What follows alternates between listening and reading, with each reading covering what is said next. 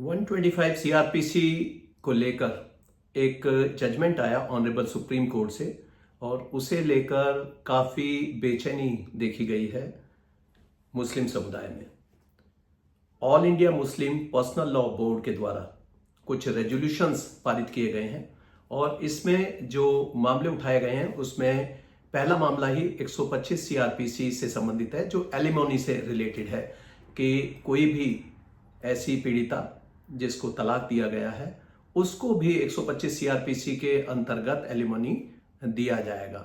ये irrespective of कोई भी किसी का व्यक्तिगत लॉ कुछ भी हो सकता है।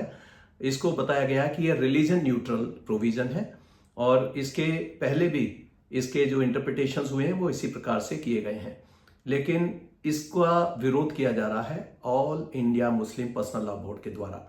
रेजोल्यूशन पारित कर president all India Muslim personal law board को ये ऑथराइज किया गया है कि वे पूरी कोशिश करें कि इसको रोल बैक किया जाए, इस जो भी डिसीजन आया है। साथ ही हम देखेंगे कि 5 और भी रेजोल्यूशन इसमें पारित किए गए हैं, जिसमें एक रेजोल्यूशन है विदेश से संबंधित जो फिलिस्तीन से संबंधित है। उसमें कहा गया है कि फिलिस्तीन के पक्ष में हमेशा भारत का जो भी विचार रहा है, वो शुरू की जो भी हमारी पॉलिसीज रही हैं नेहरू जी के टाइम से लेकर और उसके बाद अटल बिहारी वाजपेयी जी तक, उसमें अब बदलाव आने लगा है। हम कहीं ना कहीं इस्राइल के साथ खड़े हुए दिखाई देते हैं, तो इसके लिए भी मुस्लिम्स में बेचैनी व्याप्त है और इसमें कहा गया है कि हम इसके लिए जनमत जुटाएं जिससे कि ये फिलिस्तीन के संबंध में कुछ निर्णय ऐसे लिए जाएं कि वॉर जो हो रही है वो बंद हो, जो ह्यूमैनिटी इसके साथ जो वहाँ उत्पीड़न हो रहा है उसको किसी भी तरीके से रोका जाए। तीसरा जो मामला आया है वो कुछ स्ट्रक्चर्स को लेकर है, जैसे सुनहरी मस्जिद। उसके लिए कहा गया है कि अभी तो फिलहाल इस पर रोक लग गई है, लेकिन कोशिश की जा रही है कि ट्रैफिक कंजेशन के नाम पर सुनहरी मस्जिद को गिराने की कार्रवाई की जा सकती है। इसी प्रकार के अन्य भी स्ट्रक्चर्स हो सकते हैं। अगला जो मुद्दा है वो है शाही ईदगाह को लेकर और दूसरा ज्ञानव्यापी मस्जिद जो मथुरा और वाराणसी में स्थित है। इसमें मुस्लिम पक्ष का कहना है कि जितने भी इस तरह के स्ट्रक्चर्स हैं अब इन पर बाबरी जजमेंट के बाद में रोक हो जानी चाहिए। इसमें क्लियर ये पहले इसका प्रोविजन दे दिया गया है कि अब इसके बाद कोई मुद्दा नहीं उठाया जाएगा, लेकिन कुछ न्यायालयों में इन मुद्दों को फिर से लाया जा रहा है और ये लिस्ट अनएंडिंग है। तो इसी तरह के जो तमाम विवाद के मुद्दे हैं जिस पर कुछ रेजोल्यूशंस पारित किए गए हैं, आइए देखिए उनके बारे में कुछ संक्षेप में आपको बताता हूँ। और ये पहले आप कुछ वीडियोस देखिए, उसके बाद हम फिर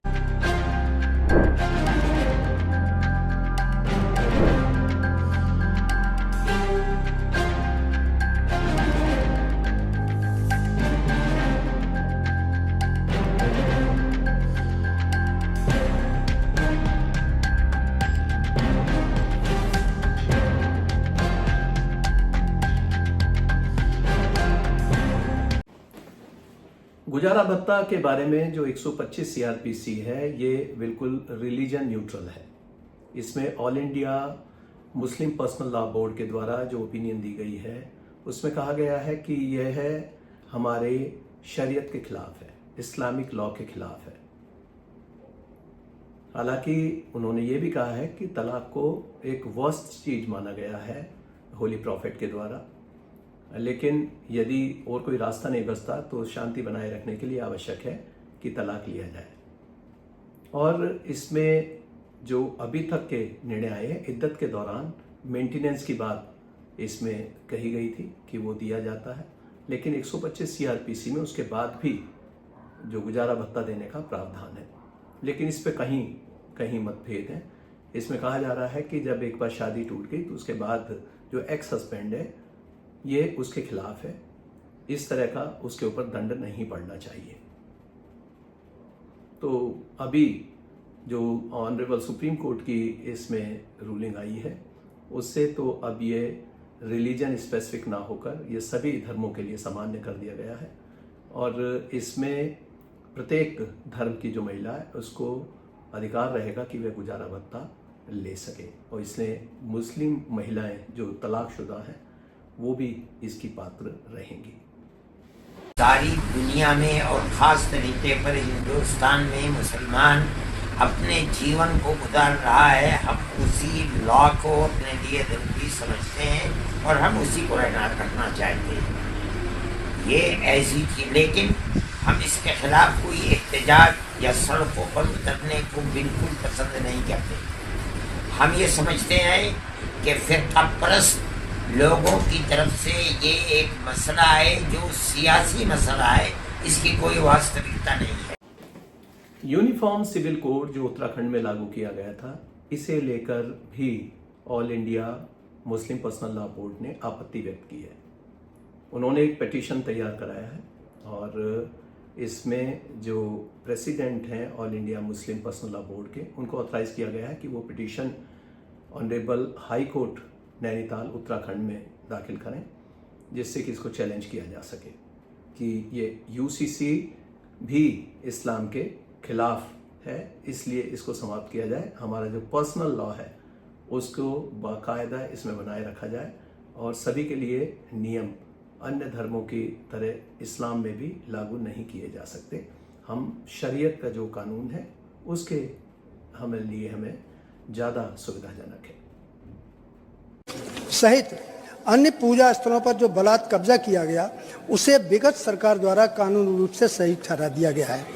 मान्यवर, यह कानून मर्यादा पुरुषोत्तम राम और भगवान श्री कृष्ण के मध्य भेदभाव पैदा करता है, जबकि दोनों ही भगवान विष्णु के अवतार हैं। धार्मिक स्थल हैं उनको लेकर भी ये एक रेजोल्यूशन पास किया गया है, जिसमें कहा गया है कि जो प्लेसेस ऑफ वर्शिप एक्ट है 1991 का, उसके बाद सभी जो धार्मिक स्थल संबंधी विवाद है वो समाप्त हो जाने चाहिए थे, लेकिन ज्ञानव्यापी मस्जिद और इसी तरह शाही ईदगाह का जो मामला उठाया गया है यह उसके बाद से नहीं होना चाहिए था, क्योंकि बाबरी जजमेंट के बाद से इसका उठाए जाने का कोई औचित्य नहीं बनता।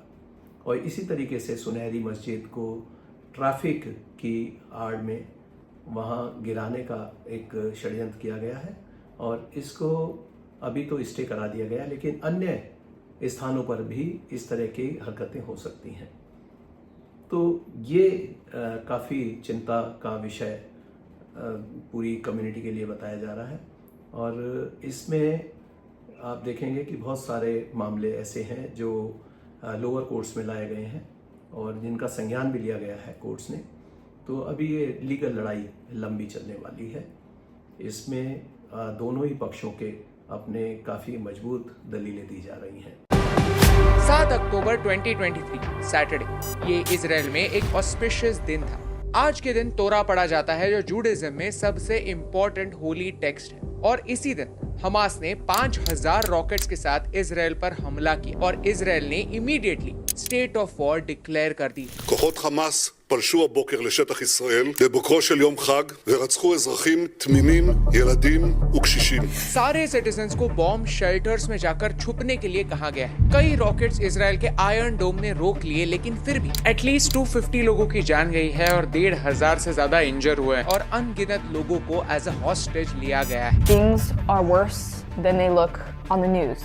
The images that are coming from this situation are too graphic to be shared on the news. Social media पर वीडियोस वायरल हो रहे हैं जहां एक इजरायली मिलिट्री की महिला को कैप्चर किया गया है, उन्हें मारा गया है और उन्हें बिना कपड़ों के पूरे शहर में परेड किया गया है। इस अटैक का नाम है अल अक्सा स्टॉर्म। ये है मोहम्मद दीफ, जो आज हमास के मिलिट्री विंग के लीडर हैं। उन्होंने ऑपरेशन अल अक्सा स्टॉर्म का ऐलान किया है और सारे पैलेस्टीनियंस को इजराइल के अगेंस्ट खड़ा होने के लिए कहा। वो कहते हैं enough is enough, but what does he mean? ये पूरा सिचुएशन काफी ट्रैजिक है और काफी डेंजरस भी। भारत के साथ साथ फ्रांस, इटली, जर्मनी जैसे देशों ने इजराइल के राइट टू डिफेंड इटसेल्फ को सपोर्ट किया है और इस टेरर अटैक को कंडेम भी किया है।